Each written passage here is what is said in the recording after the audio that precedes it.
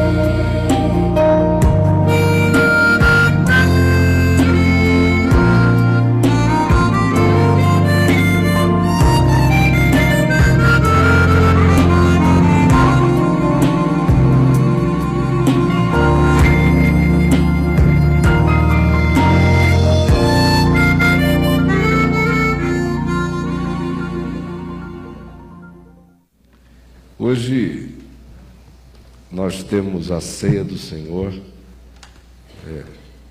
domingo de carnaval, em algum lugar. Eu nem percebi ainda que é carnaval. A gente acaba podendo, hoje em dia, se ausentar tanto do carnaval como movimento, que a gente passa até, eu, por exemplo, se eu não lembrasse hoje à tarde, que hoje era domingo de carnaval, o carnaval tinha meio que acabado lá por casa, a gente está noutra tão diferente e graças a Deus não existe qualquer tipo de opressão carnavalesca, essa que é a verdade. E aqui não está falando ninguém com aqueles grilos adoecidos pela religião, é só que às vezes você de fato, e eu não às vezes sempre, o que eu quero é silêncio, a quietude, a tranquilidade. E houve um tempo em que esse período de carnaval, se você não saísse da cidade, você era perturbado o tempo todo onde você estivesse. Se fosse no Rio de Janeiro, então, você estava cercado. Mas hoje em dia nem lá. Você já tem muita quietude. Se você quiser carnaval hoje no Rio, você tem que procurar. Do contrário, ele não está passando na porta da sua casa também. E isso numa sociedade é bom, porque essas festas que se tornam tão impositivas que você não tem nem como ficar em casa se alienando delas, acabam virando uma opressão. Não é bom que haja espaço para quem queira e quem não queira. E esse domingo de carnaval, para nós, vai ser marcado por essa oportunidade de juntos participarmos da ceia do Senhor. Agora olha aqui para mim. Antes de qualquer coisa, eu quero saber se haverá auxílio às crianças hoje lá dentro. Está vendo? Marta, está ali a Marta. Os pais que queiram podem levar os seus filhinhos. A Marta está ali. Quem mais está com a Marta? Quem? A Babi também está. Então, os filhinhos podem ir com eles, tá bom? Isso, pode ir, gente boa. Maravilha. Agora olhem aqui para mim, por favor. Eu quero ler um texto do Evangelho de Lucas sobre a ceia e queria que você prestasse toda atenção, porque tudo quanto eu tenho a dizer hoje aqui tem a ver apenas com uma resposta que você pode ou não dar ao que eu quero ler em Lucas, no capítulo 22, no verso 14, verso 14 em diante. Chegada a hora,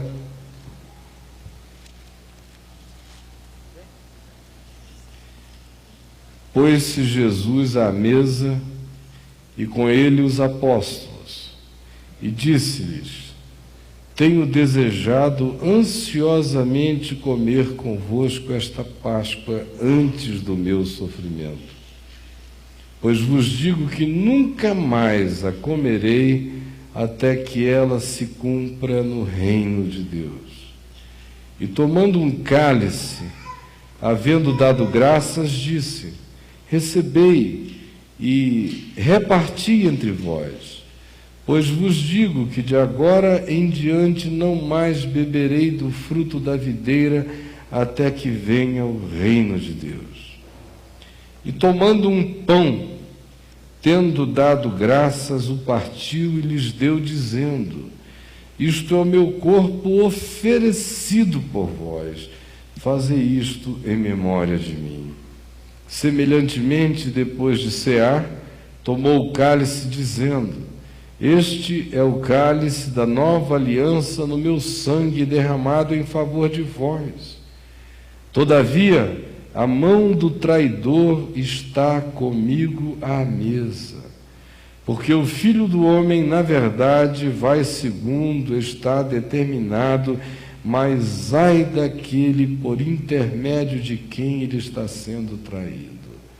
Então começaram a indagar entre si sobre quem seria dentre eles o que estava para fazer isto. Suscitaram também entre si uma discussão sobre qual deles parecia ser o maior. Mas Jesus lhes disse: os reis dos povos dominam sobre eles, e os que exercem autoridade são chamados benfeitores. Mas vós não sois assim, pelo contrário, o maior entre vós seja como o menor, e aquele que dirige seja como o que serve. Pois qual é o maior? Quem está à mesa ou quem serve? Porventura, não é quem está à mesa? Pois no meio de vós eu sou como quem serve. Vós sois os que tendes permanecido comigo nas minhas tentações. Assim como o Pai me confiou um reino, eu vô-lo confio, para que comais e bebais à minha mesa, no meu reino, e vos assenteis e vos assentareis em tronos para julgar as 12 tribos de Israel. Simão, Simão, eis que Satanás vos reclamou para vos peneirar como trigo. Eu, porém, roguei por ti, para que a tua fé não desfaleça. Tu, pois, quando te converteres, fortalece os teus irmãos. Ele, porém, respondeu: Senhor, estou pronto para ir contigo, tanto para a prisão como para a morte. Mas Jesus lhe disse: afirmo-te, Pedro, que hoje 3 vezes negarás que me conheces, antes que o galo cante. A seguir lhes perguntou Jesus: quando vos mandei sem bolsa, sem alforje, sem sandálias, faltou-vos porventura alguma coisa? Nada, disseram eles. Então lhes disse Jesus: agora, porém, quem tem bolsa, tome-a, como também o alforje, e o que não tem espada, venda a sua capa e compre uma. Pois vos digo que importa que se cumpra em mim o que está escrito: ele foi contado com os malfeitores, porque a mim se refere está sendo, o que a mim se refere está sendo cumprido. Então lhe disseram: Senhor, eis aqui 2 espadas. Respondeu-lhes: basta.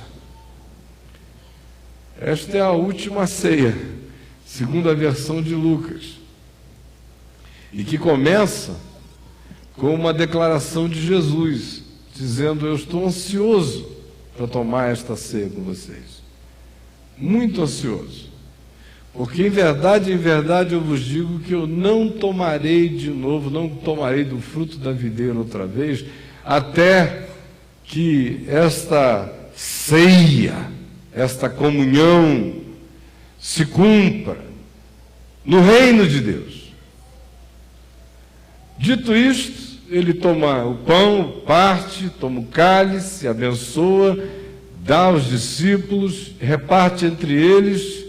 Enquanto isso vai acontecendo, ele faz uma alusão ao traidor que está com a mão à mesa para pegar do pão.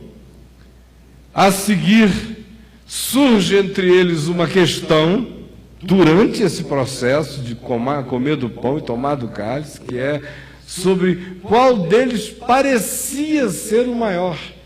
Aqui em Lucas ainda há o acréscimo do elemento estético, das aparências, das performaticidades, do behaviorismo, do comportamento, dos modos e das etiquetas de piedade. Quem é que parece ser o maior?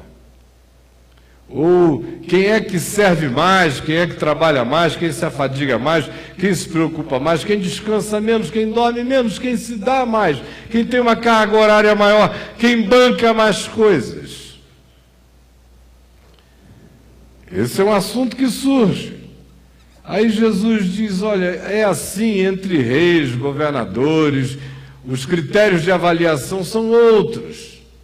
Mas aqui entre vocês não é assim, entre vocês não é o garçom, aquele que serve, que é o maior. Quem está sentado à mesa é o maior. Ou não é assim que vocês se sentem? Vocês não vão a algum lugar para comer e pedem ao garçom: garçom, por favor, me sirva. Porque que justamente aqui aquele que está servindo é considerado o maior? Por que vocês não entendem que aqui quem está servindo é o garçom do pão da vida, da palavra?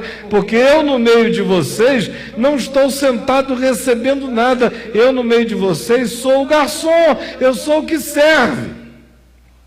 Assim também é com vocês, o menor é o maior. E aquele que aparenta ser o maior, esse é pequenininho. Porque os critérios só são conhecidos por Deus e eles existem nesse caminho do serviço que só Deus pondera e avalia como verdade do coração, porque ele não se vincula às exterioridades nem às aparências de ser. Ou é ou não é. Aí prossegue-se um pouco mais e ele entra num outro assunto que tem a ver com o estado de Pedro naquele dia, naquela hora, naquela noite. Simão, Simão, Satanás vos reclamou, vos demandou, vos requereu, vos pediu para vos peneirar, como se peneira o trigo. Pediu para botar você na peneira e sacudir todo, para ver o que fica, para ver do que você é feito, de que natureza, de que qualidade, de que substância você é produzido. Mas eu roguei por ti, para que a tua fé não desfaleça. Tu, pois, quando te converteres, fortalece aos teus irmãos. E Pedro disse: obrigado, Senhor, pela gentileza, estou muito grato mesmo, a sua intercessão é muito importante, graças a Deus, aleluia, que o Senhor está orando por mim, mas eu quero dizer o seguinte, fique tranquilo com relação a essa parte, porque eu estou disposto a ir com o Senhor para a prisão, como também até para a morte. Então, ore, mas não precisa se estafar, porque a minha parte eu seguro. E Jesus disse: Pedro, em verdade eu te digo que hoje à noite tu negarás que me conheces 3 vezes antes que o galo cante, mas deixa isso para lá. Aí eu fico me perguntando, meu Deus, Jesus não sabia como ia ser aquela ceia? Será que ele não sabia o que ia rolar naquela ceia? Se um traidor à mesa, que já tinha feito um acordo anterior, a maior cretinagem histórica, acertado dinheiro, ponto de encontro, de entrega, como é que ele iria entregar o sequestrado, quais seriam as senhas, tudo pronto. E tomando assento à mesa e comendo com ele. E Jesus dizendo: como eu estou ansioso para tomar com vocês esta ceia. Digo, pelo amor de Deus, que ele não sabia o que ia acontecer naquela ceia.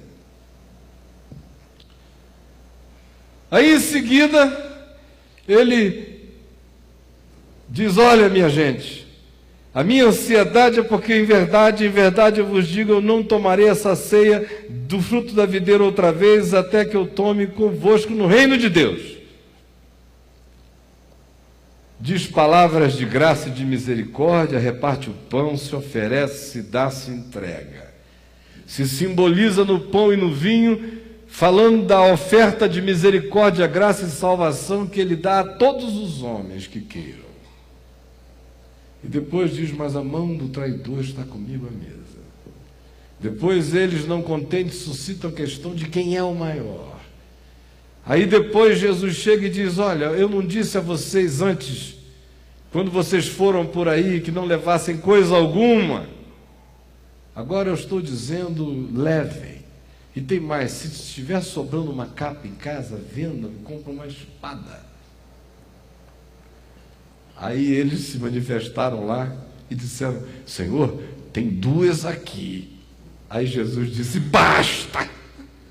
E terminou a ceia assim: basta! Basta! Esse texto é interpretado de muitas maneiras diferentes. A interpretação mais convencional e clássica dele é aquela que simplesmente se aferra a essa manifestação verbal de Jesus quanto a dizer que estava ansioso para tomar a ceia, porque na verdade ele só tomaria de novo do fruto da videira até que o tomasse no reino de Deus com eles. Aí de repente essas palavras fizeram com que tudo mais que fosse acontecer, fizeram com que praticamente todas as demais ceias desta vida fossem adiadas até aquele dia em que a gente fisicamente tome de novo a ceia com Jesus. A maioria interpreta assim. São os teólogos de natureza escatológica, dispensacionalista, que jogam isso lá para o outro lado. Até porque mais adiante Jesus faz alusão ao fato de que haverá o dia em que os 12 apóstolos haveriam de julgar as 12 tribos de Israel. Aí é que eles vinculam mesmo, fazem disso apenas um acontecimento para ter seu cumprimento, sabe Deus quando, no futuro, quando o Senhor voltar. E se impõe sobre Jesus um jejum de ceia até lá. A gente se reúne para tomar a ceia, mas ele não está tomando nenhuma conosco. Porque ele não vai mais tomar do fruto da videira até aquele dia. Então a gente está tomando sozinho. Sempre. Jesus está fora da ceia. Ora, com Jesus presente na ceia, o traidor está com a mão à mesa, com Jesus presente à ceia e ministrando-a, eles discutem sobre quem é que parece ser o maior. Com Jesus presente à ceia e à mesa, quando Jesus diz, olha, houve uma hora em que eu disse, vão sem nada, agora está tão perigoso que eu estou dizendo, preparem-se, quem tiver uma túnica venda e compra uma espada. Eles disseram, não precisa não, que a gente já se adiantou, tem 2 grandonas aqui, Senhor. Com Jesus presente à mesa, os caras vão armados, cada um com sua R15, eram 12, tinham 2 espadões, vocês imaginam a divisão de beligerância, de hostilidade presente. No meio de 12 santos, 2 espadas desse tamanho. Um deles se chamava Apóstolo Jorge. São Jorge. A espada dele para matar o dragão. Agora, sem Jesus à mesa, como é que fica, hein? A maioria das ceias que a gente toma é sem Jesus à mesa.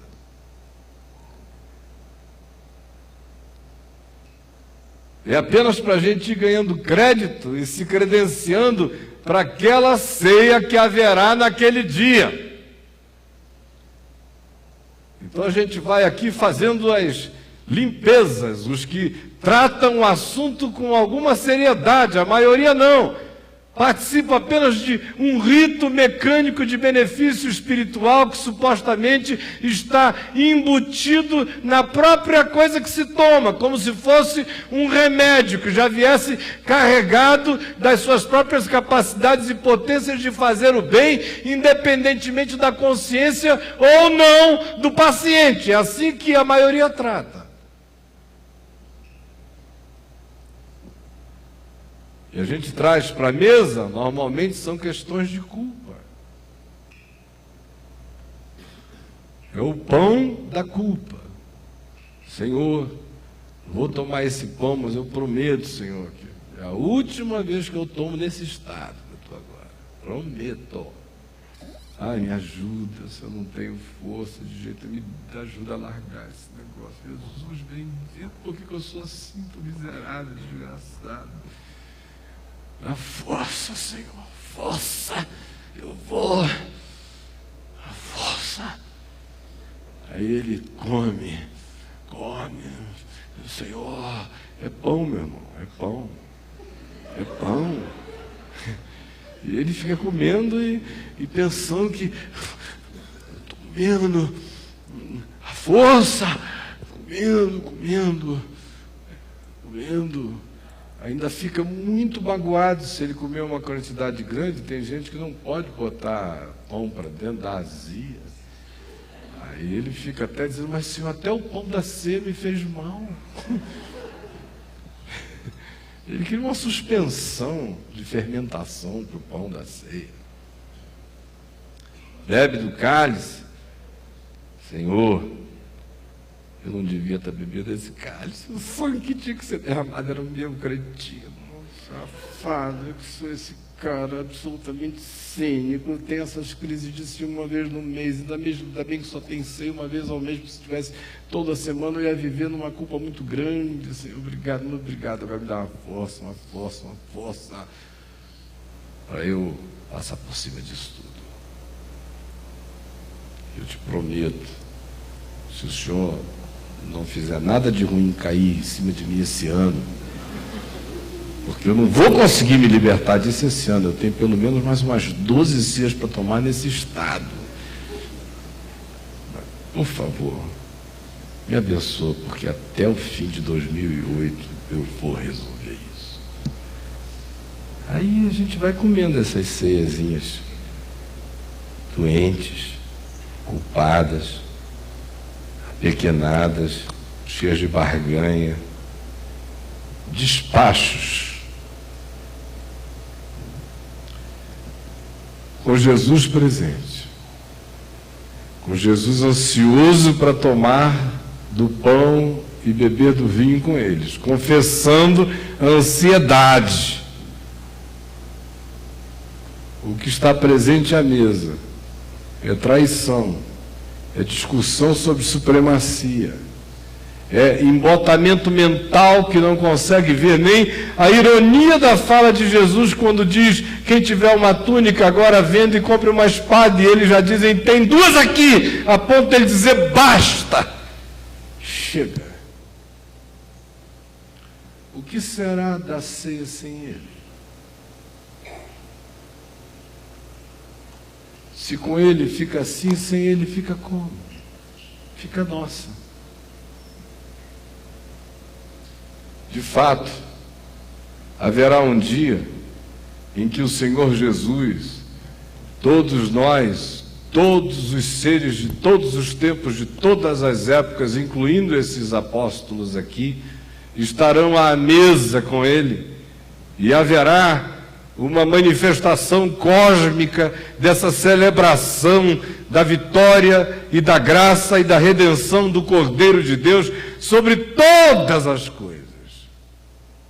No entanto, nenhum de nós tem que esperar essa hora chegar, porque acerca dessa hora, existencialmente falando, Jesus diz, ela vem e já chegou.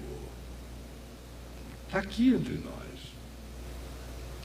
Primeiro porque ele ressuscitou, e diz o livro de Atos dos Apóstolos que ele comeu e bebeu com os seus discípulos durante 40 dias, depois que ressuscitou de entre os mortos. Partiu pão, bebeu vinho, e alguns deles no início o reconheceram no ato do partir do pão, como os dois que estavam indo para Emaús.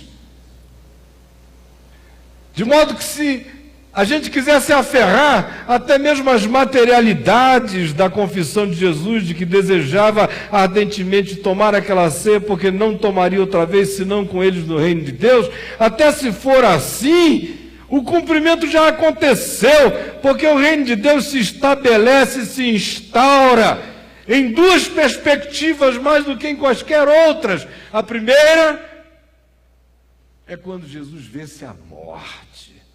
Estamos conversados para sempre com a morte, diz Deus na ressurreição. Segundo, porque o reino de Deus se manifesta de modo invisível dentro de cada um de nós, e no presente momento histórico, quem esperar ver o reino aqui, ali, além, Jesus diz que vai seguir falsos profetas, falsas ideias, falsas perspectivas, miragens e ilusões, porque ele diz, não está lá, nem está além, está aqui.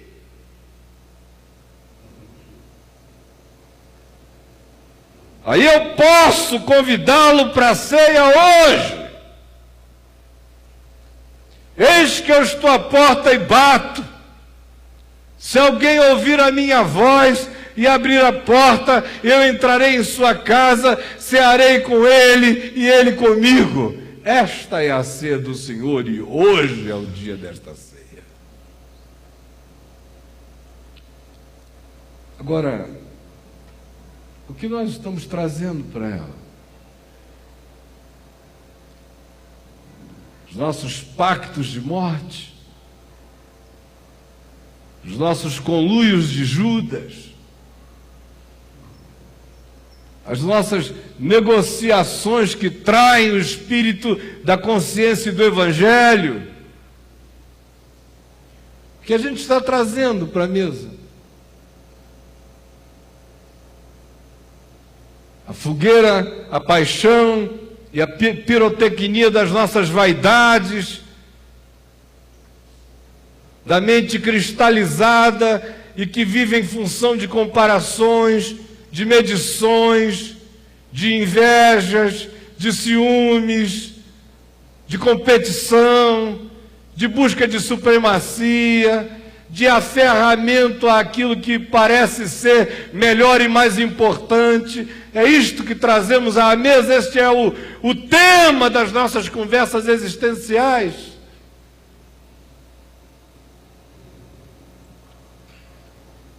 Com que mente a gente se aproxima da mesa?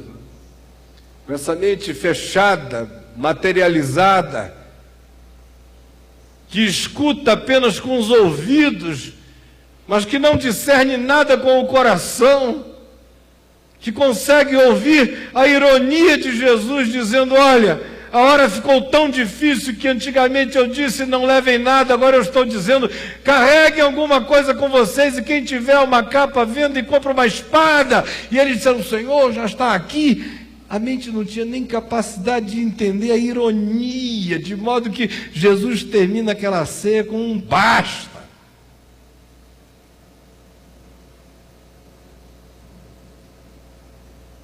Hoje à noite, como eu disse, eu só tenho uma pergunta a você.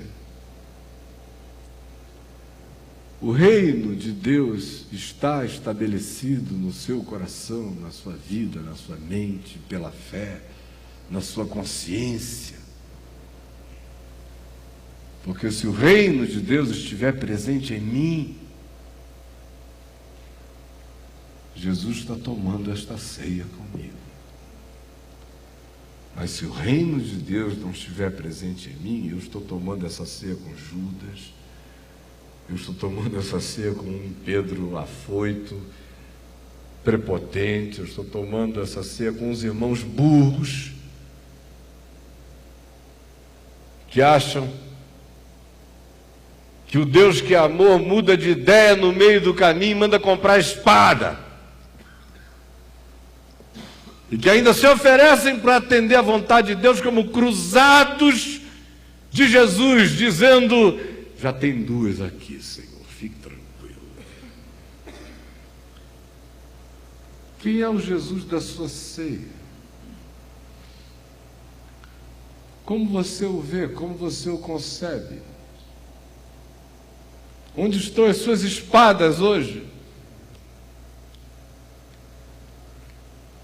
Veja quais são os temas da sua vida, quais são as suas discussões, as suas questões, as suas importâncias, as coisas que ocupam o seu pensamento, e veja se elas não se relacionam justamente às coisas acerca das quais Jesus diz: não é assim entre vós. Ou veja, se o grande ânimo no seu coração não é aquele de pensar que ele tem olhos, mas não vê, tem ouvidos, mas não ouve, tem boca, mas não fala, tem mãos, mas não se movimenta, justamente por isso ele é o nosso santo padroeiro, é o nosso Jesus do bom fim. mas dá para eu fazer um acordo com Caifás, com o templo, com os sacerdotes, com as raposas, com as cascavéis, com toda a perversidade, com toda a peçonha da vida, que não tem problema. De fato, eu continuo vindo, tomando essa ceia com ele, porque é uma coisa estranha que eu tenho que dizer a vocês, diria Judas. Eu gosto do homem. Não posso fazer nada, eu fiquei apaixonado. De fato, eu o traí de paixão. O traí por amor. Ele me desapontou profundamente. Eu estou aqui colocando a minha fé em uso, ele diria, até o final. Porque se ele é Deus, na hora H ele vai quebrar as cordas, como Sansão. Se não é, eu vou chorar, mas eu segui uma pessoa enganada. Agora não custa nada fazer isso tudo e botar um dinheirinho no bolso, que eu não sou de ferro. Ou vocês acham que Judas não teve esquemas de auto-enganos, de auto-justificação, de conversas e diálogos com ele mesmo para diminuir o tranco das ações? O que você traz para essa mesa? Os seus pactos com a morte? O que você traz para essa mesa? As suas discussões com os temas da anticonstrução espiritual, que fazem apenas a ereção de ídolos e de fariseus e de estereótipos, mas não constroem nada para dentro do coração? O que você traz para esta mesa? As suas espadas?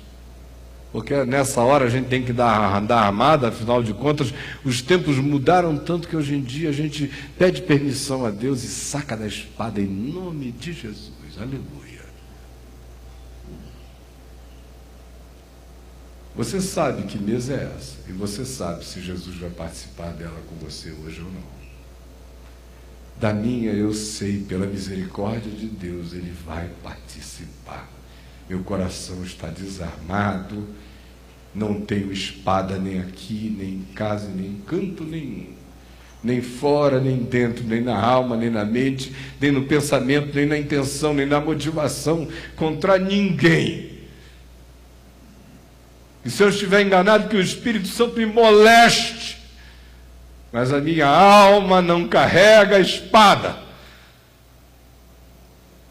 No meu coração não há questões, não há discussões. Eu estou onde Ele me puser, eu sou quem Ele me fez. Eu só quero ser diferente de como eu sou, porque eu quero ser semelhante a quem Ele é, para que eu me torne mais eu nele. E os meus pactos com a morte estão desfeitos em nome de Jesus e pelo sangue de Jesus. Que todos eles, conscientes ou inconscientemente, sejam partidos e quebrados, porque quebrados e partidos já estão na cruz. E eu convido o Senhor para comer o meu pão na minha boca. Eu convido o Senhor para beber o vinho da minha língua. Eu o convido para comer de novo, porque o reino chegou. Está dentro de mim, está dentro de você. Não precisa ficar adiado para um dia distante, escatológico. Pode ser este o dia. A boca é minha, come com a minha boca este pão, bebe com a minha boca este vinho e te alegra, porque o reino de Deus está presente em mim e em cada um dos meus irmãos. E que seja assim, em nome de Jesus, hoje e sempre. Amém. Pai nosso que estás nos céus, santificado seja o teu nome. Venha o teu reino. Seja feita a tua vontade, assim na terra como nos céus. O pão nosso de cada dia nos dá hoje. Perdoa as nossas dívidas, assim como nós perdoamos os nossos devedores. E não nos deixes cair em tentação, mas livra-nos do mal, pois teu é o reino, o poder e a glória para sempre. Amém.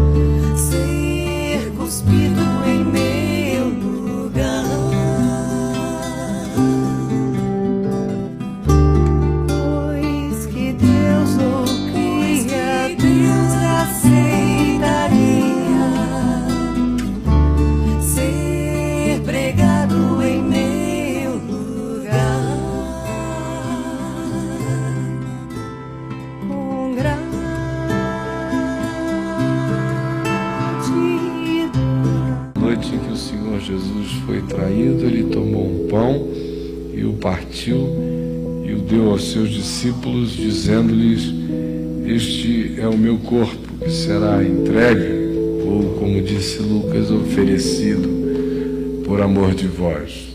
Todas as vezes que comerdes este pão, fazei isto em memória de mim. E depois de haver comido, ele tomou um cálice e o deu aos seus discípulos, dizendo-lhes: este cálice é a nova aliança no meu sangue, que será derramado por amor de vós, para resgate de muitos. Todas as vezes que beberdes este cálice, fazei isto em memória de mim. Comamos e bebamos.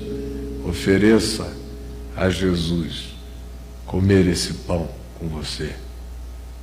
Senhor, eu quero que tu comas com a minha boca e que tu bebas e sintas o gosto desse vinho na minha língua. E eu abro mão daquilo que te entristece o coração. Não quero que nesta ceia a tua ansiedade tenha que permanecer, porque tu és quem tu és, mas permite que o meu coração se sintonize com o teu amor. Então, come com a minha boca, bebe com a minha boca. Então, converte os meus temas no meu coração. Eu abro mão dessas coisas bobas, dessas vaidades, dessas brigas, dessas disputas, dessas antipatias, dessas razõezinhas do diabo que vão entrando na gente. A gente fica cheio de justicinha do inferno e não ama, não perdoa. Salva-nos disso, salva-nos dos nossos pactos com aquilo que é morte. Salva-nos dos nossos pensamentos, dos nossos entendimentos, das nossas decisões. Salva-nos do conselho de Judas. Salva-nos da brutalidade da nossa mente, que não entende nada e torce as tuas palavras e compra a espada para defender Deus. Salva-nos dessa piedade de ódio. E salva-nos da presunção que pensa que pode enfrentar o diabo e a vida sem estar debaixo da graça de Jesus. Satanás tem nos requerido muitas vezes, e o que nós te dizemos é: Senhor, o escrito da nossa dívida já foi pago por ti, e nós estamos comprados no teu sangue e não temos nenhuma força para batalhar com ninguém, porque tu és o nosso escudo. Toda a nossa energia é de confiança em ti. Guarda-nos. E assim, comamos todos.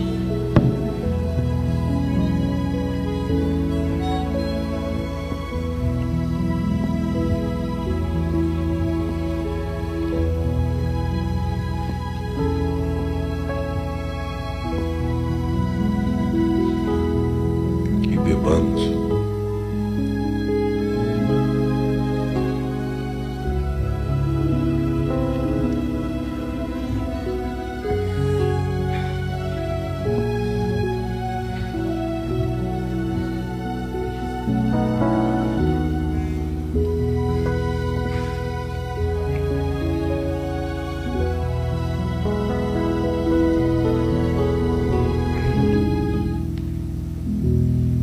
Que o amor de Deus, do Deus que é amor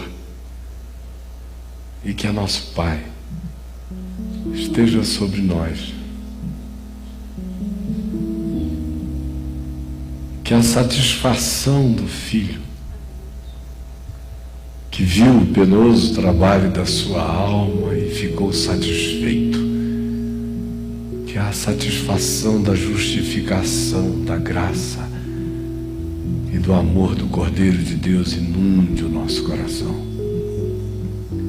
E que o poder, a unção, os dons, o fruto, a insistência do Espírito Santo e a sua ternura se derramem sobre nós, que aqui estamos, e sobre todos aqueles que são povo de Deus em qualquer lugar da terra, hoje e sempre, em nome de Jesus. Amém e amém.